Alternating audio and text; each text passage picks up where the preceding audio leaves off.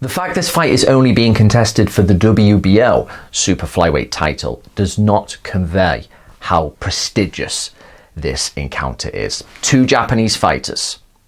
One, a 3-weight world champion. The other, the only first ever 4-weight world champion. Kazuto Ioka is going up against Kosei Tanaka. It is a tremendous fight, loaded with national importance.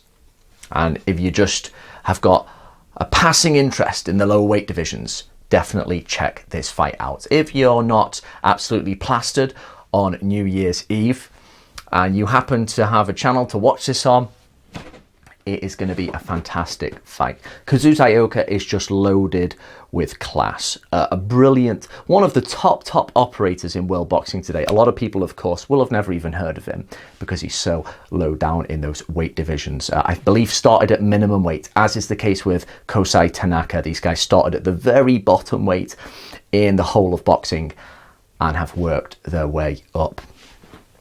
Ioka is the older man at 31, but I believe still in his prime.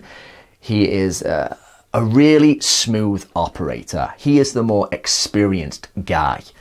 Goes about his work very well. He can stand right in front of you. He can make you miss. He can turn up the heat when needs be. He's just a pleasure to watch. And Kosei Tanaka, a little bit more rough around the edges, still a lot to prove, but possibly a bit of a bigger puncher.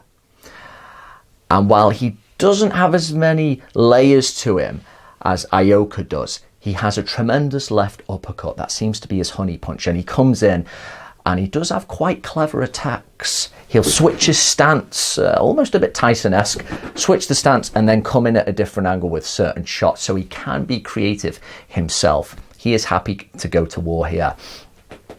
And as smooth as a boxer as Ioka is, he does like to mix it up a bit himself. He does lean forward. His general stance is leant forward a bit. That should give Tanaka a bit more of an opportunity to land that tremendous left uppercut that he has. A punch he used to end his last fight, I believe, in the 3rd round when he doubled up on it. The way I see this fight, Tanaka has to show us something we haven't seen before. He's looked ragged before in fights that have gone the distance when he's had to work. He's been dropped a few times.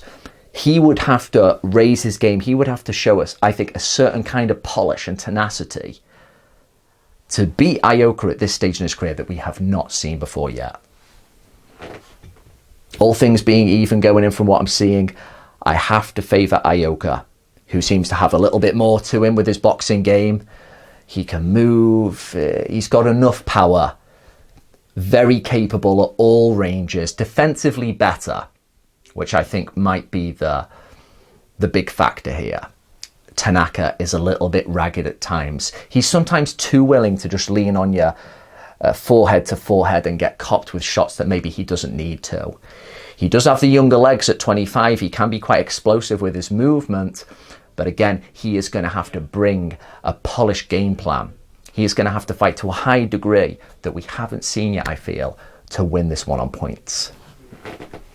I don't want to be a skeptic, but I favour what I see from Ioka with his overall skill set, with that smooth operator kind of style he has.